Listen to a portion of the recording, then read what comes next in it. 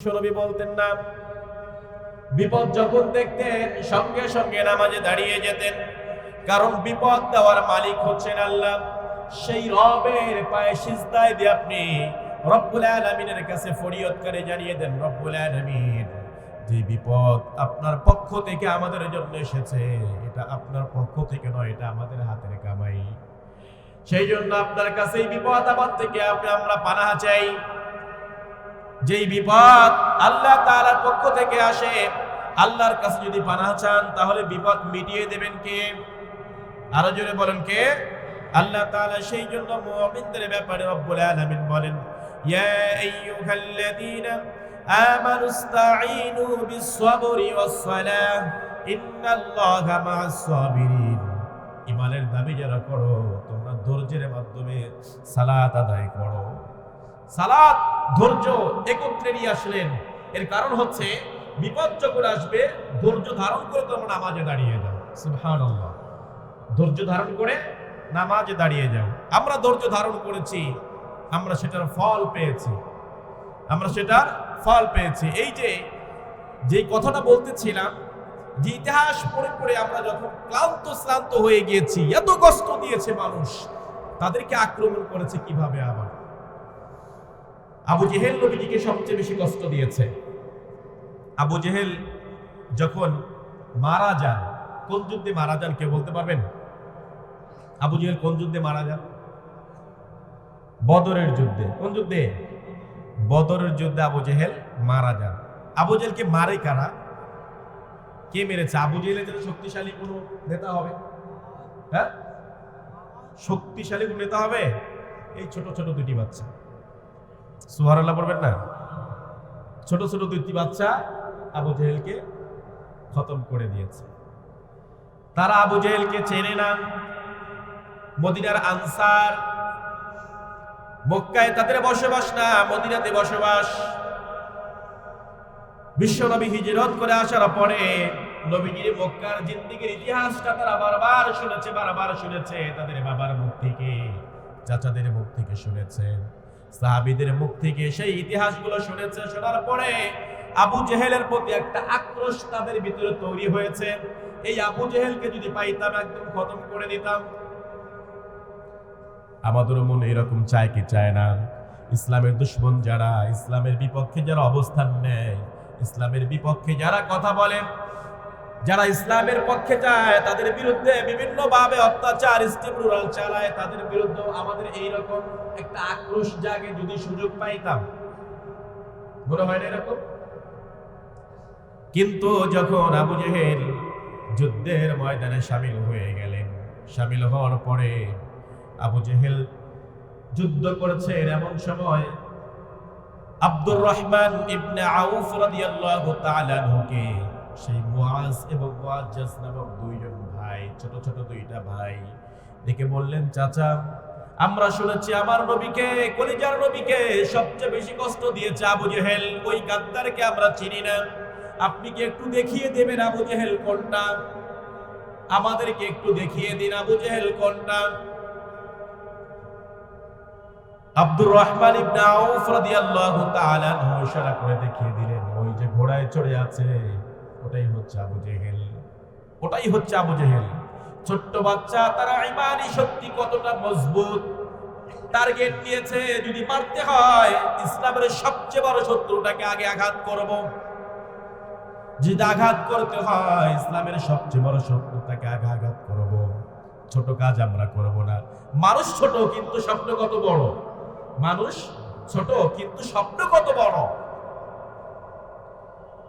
যুগে যুগে এরকম যত বড় বড় গাদ্দার পৃথিবীতে এসেছে, সবগুলোর বিদায়, সবগুলোর শেষ পরিণতি আল্লাহ এমন ভাবে করে দিয়েছেন, ইতিহাস এটা দৃষ্টান্ত হিসেবে কিয়ামত পর্যন্ত থাকবে।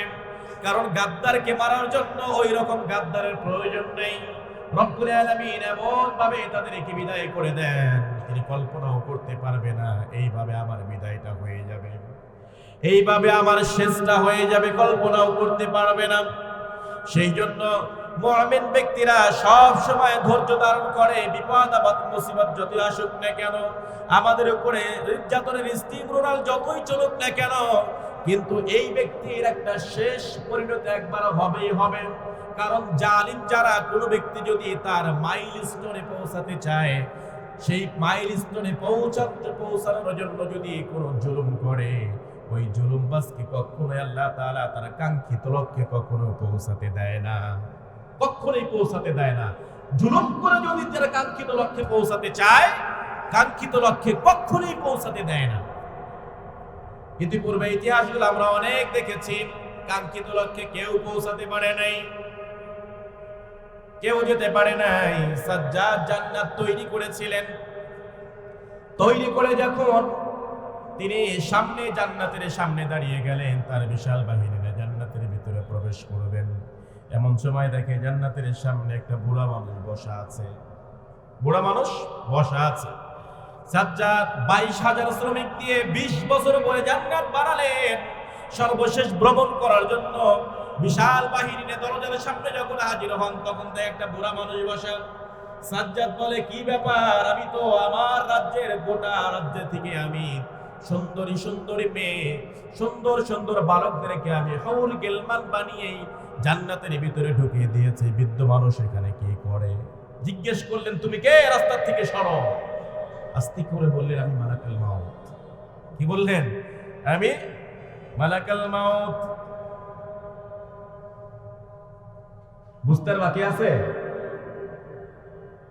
সাজ্জাদ বলল, এত কষ্ট করে স্বপ্নের আমি এই জান্নাতটা বানালাম, জান্নাতটা একটাবার দেখার সুযোগ আমাকে দাও। কিন্তু রব্বুল আলামিন কাঙ্ক্ষিত লক্ষ্যে কখনোই পৌঁছাতে দেবে না, যখন যার শেষ যেখানে সেখানে স্টপ। ইযা জাআ আজালুহুম লা ইস্তাখিরুনা সাআতাও ওয়া লা ইস্তাকদিমুন। এখানেই শেষ, সময় হয়েছে, আর একটু আগাতে পারবে না। কাঙ্ক্ষিত লক্ষ্যে পৌঁছাতে পারে নাই। আমরাও দেখেছি সাজ্জাদের ইতিহাস অনেক আগে, হাজার হাজার বছর আগের। আবু জেহেলের ইতিহাস হাজার হাজার বছর আগের। উতবা সাহেব আবু লাহাবের ইতিহাস হাজার হাজার বছর আগের। ফিরআউনের ইতিহাস হাজার হাজার বছর আগের। নমরুদের ইতিহাস হাজার হাজার বছর আগের। কিন্তু আমরা চোখের সামনে দেখলাম টার্গেট নিয়েছে 41 সাল, কাঙ্ক্ষিত লক্ষ্যে আল্লাহ তাআলা পৌঁছাতে দেয় নাই। কারণ যখন জুলুম করবে তখন সে কাঙ্ক্ষিত লক্ষ্যে পৌঁছাতে পারবে না। কেমন ভাবে বিদায় হবে সেও জানে না। সেই জন্য বিপদ আপদ মুসিবতে আমরা ধৈর্য ধারণ করেছি, আমরা সে ফল পেয়েছি। ইমানদাররা ফল পেয়েছি, ফল পাওয়ার পরে আমরা লাফালাফি ফালাফালি করি নাই। ইমান ধৈর্য ধারণ করে সিজদায় লুটিয়ে পড়ে। ইমান যখন সফল হয়, সফলতার জন্য কেবলমাত্র শুকরিয়া আদায় করে একজনের, তিনি কে? আরো জোরে বলেন, তিনি কে? একজনের শুকরিয়া আদায় করেন।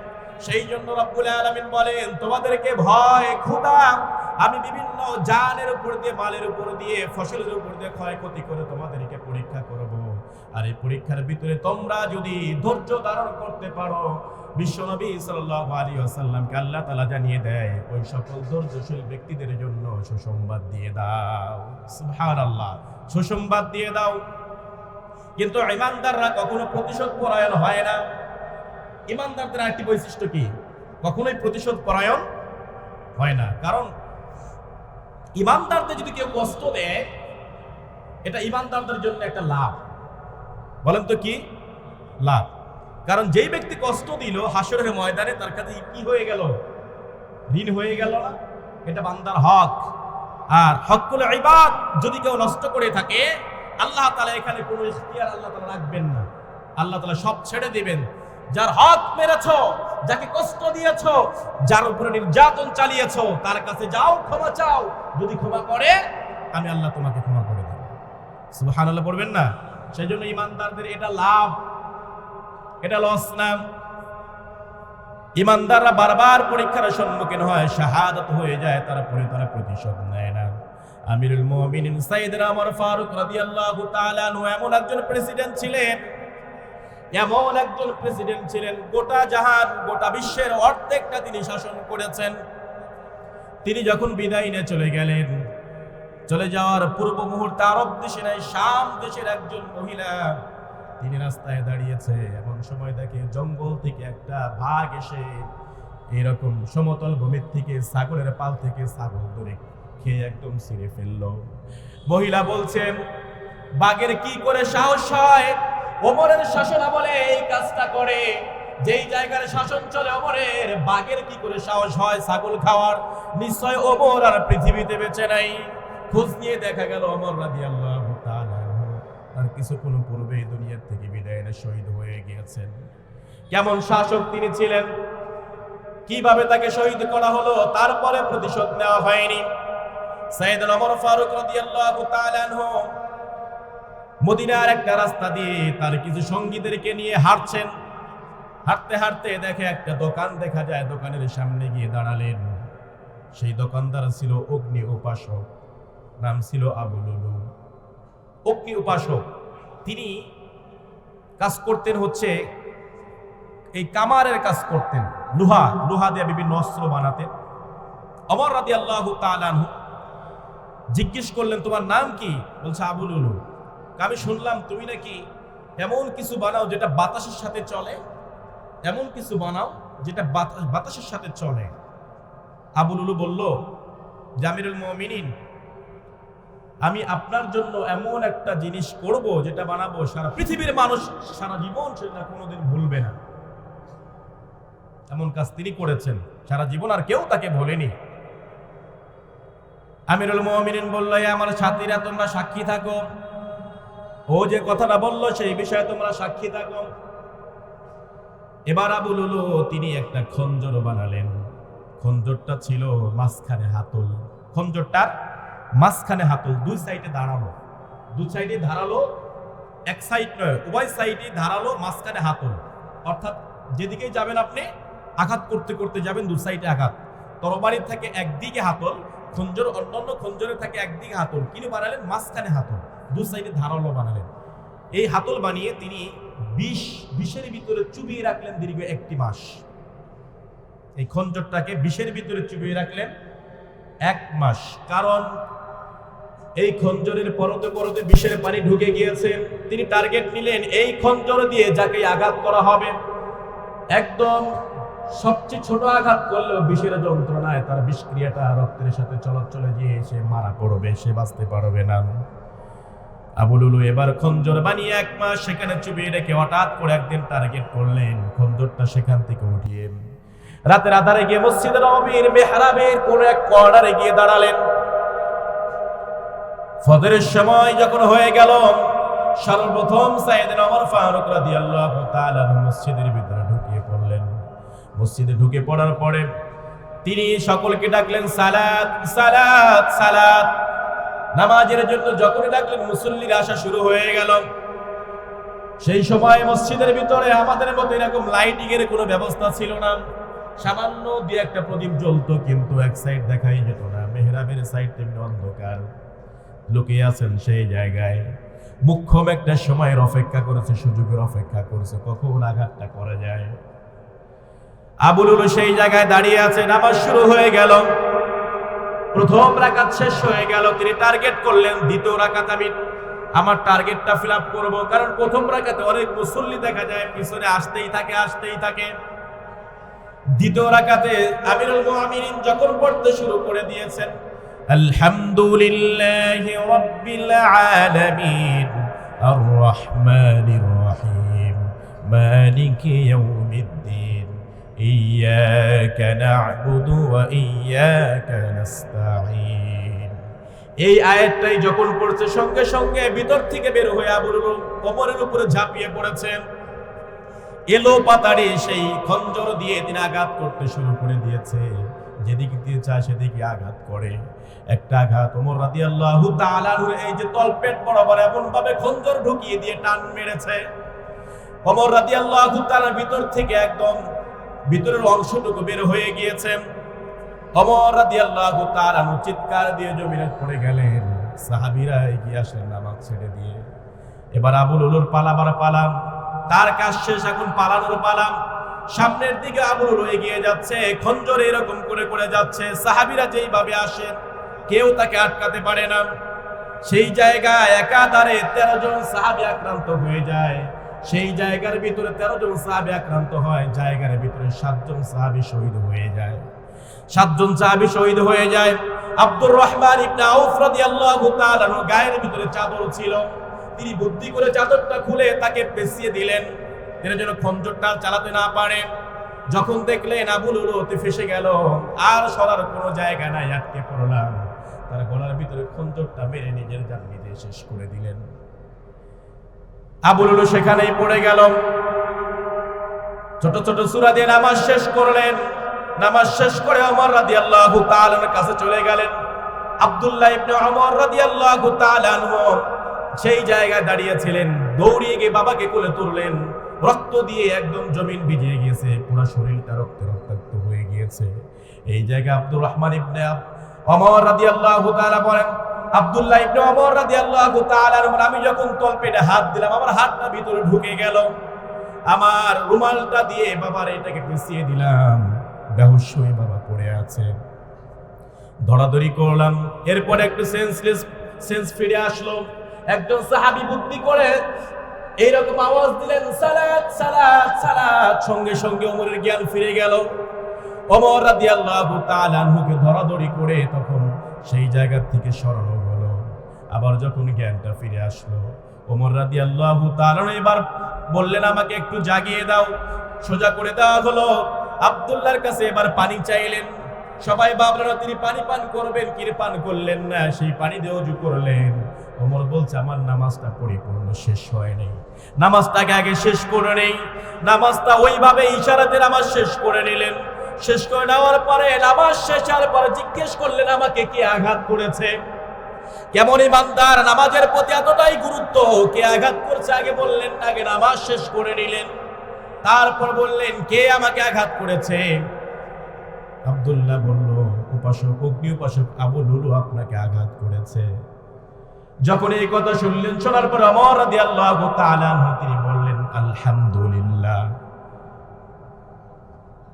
আমার রক্ত যে কোনো মুসলমানের হাতে রঞ্জিত হয় নাই, এই জন্য শুকরিয়া আদায় করলাম। আমি যে কোনো মুসলমানদের দ্বন্দ্বের কারণ হই নাই, এই জন্য শুকরিয়া আদায় করলাম। সাইয়েদনা ওমর রাদিয়াল্লাহু তাআলা আনহুর কাছে একজন হাকিম ডেকে নিয়ে আসা হলো। হাকিম দেখার পরে হাকিম দেখেই চলে যাচ্ছে। ওমর রাদিয়াল্লাহু তাআলা হাকিমের দিকে তাকিয়ে আছে। ডাক দিয়ে বলল, হাকিম, কে তোমার কাপড়টা সোজা করে নাও, কাপড় ছেঁচড়িয়ে যাচ্ছে। কেমন নজর! হাকিম বুঝতে পেরেছে আর এখানে ফিরানো সম্ভব নয়। এইভাবে সাইয়েদনা ওমর রাদিয়াল্লাহু তাআলা আনহু একাধারে 3 দিন জীবিত ছিলেন। 3 দিন পরে তিনি শহীদ হয়ে গেলেন। শহীদ হওয়ার সঙ্গে সঙ্গে মদিনার ভিতরে এমন কান্নার রোল পড়ে গেল। আয়েশা সিদ্দিকা রাদিয়াল্লাহু তাআলা আনহা এমন ভাবে কান্না করলেন, সাহাবায়ে কেরামরা বলে তার বাবা যখন মারা গেলেন এতটা কান্না করেন নাই, ওমরের মৃত্যুতে তিনি এতটা কান্না করেছেন। মদিনার প্রত্যেকটা ঘরে ঘরে মায়েরা বলছে, আমার সন্তান যদি ওমরের পরিবর্তে আজকে শহীদ হয়ে যেত, কতই ধন্য হতাম। ওমর যদি বেঁচে থাকতো আমাদের জন্য কত না ভালো হতো। এইভাবে মদিনার মায়েরা আর্তনাদ করলেন, কিন্তু ওমর রাদিয়াল্লাহু তাআলা প্রতিশোধ নিলেন না। পরে জানা গেল তিনি কার নেতৃত্বে সেখানে এসেছিলেন সব জানা গেল, তারপরে ওমর প্রতিশোধ নেয় নাই। সেই জন্য রব্বুল আলামিন জানের মাধ্যমে আপনাকে পরীক্ষা করবে, মাল দিয়ে পরীক্ষা করবে, মাল ধ্বংস করে পরীক্ষা করবে, ফসলের ক্ষতি করে পরীক্ষা করবে, আপনাকে ভয় দিয়ে পরীক্ষা করবে, ক্ষুধা দিয়ে পরীক্ষা করবে। আর এই পরীক্ষা যদি আপনি উত্তীর্ণ হতে পারেন তবে এসে আপনি মুমিন। আর এই মুমিনদের জন্য রব্বুল আলামিন সুসংবাদ রেখে দিয়েছেন। সুবহানাল্লাহ, এদের জন্য সুসংবাদ রেখে দিয়েছেন। আর সুসংবাদটা কি? সেটা হচ্ছে জান্নাত। সুবহানাল্লাহ পড়ি। সুসংবাদ কি? আরো জোরে বলেন, সুসংবাদ কি? জান্নাত। আমরা জান্নাতে যেতে চাই তো নাকি? ভয় আসবে, ক্ষুধা আসবে, ভীতি আসবে, আঘাত আসবে, প্রতিঘাত আসবে, সব দিক দিয়ে আপনি একদম ব্লক হয়ে যাবেন। তারপরেও আপনাকে ধৈর্য হারা হওয়া যাবে না। একজনের কাছে তাওয়াক্কুল করতে হবে। তিনি কে? আরো জোরে বলেন, তিনি কে?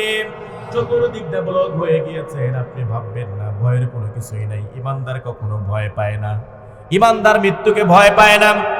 ইমানদার কেবল ভয় পায় যদি মৃত্যুর পরে আমি জান্নাত না পাই। এটাই ইমানদারের ভয়। আমরা সেই সকল মুমিন হতে চাই যেই সকল মুমিনরা দুনিয়ার ভিতর থাকা অবস্থায় তারা জান্নাতের সুসংবাদ দুনিয়ার থেকে শুনে গিয়েছেন। আমরা তাদের কাতারে শামিল হতে চাই। আল্লাহ তাআলা আমাদের সকলকে